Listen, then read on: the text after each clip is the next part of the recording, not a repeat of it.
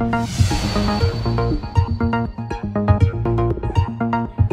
pa man nagla-landfall na minsala na sa Florida sa Amerika ang Hurricane Milton. Sa kuha ng isang residente, kita ang pamumuo ng buhawi. Kinumpirma ng National Weather Service na hindi bababa sa 5 buhawi ang tatama sa South Florida. Sinira naman ito ang ilang bahay at humambalang pa sa kalsada ang mga natubang puno. Habang papalapit sa Florida ang Hurricane Milton, nakasalukuyang nasa Category 3. Nagdudulot na ito ng malakas na ulan at ng hangin. Inaasahan ito magla-landfall sa mga susunod na oras.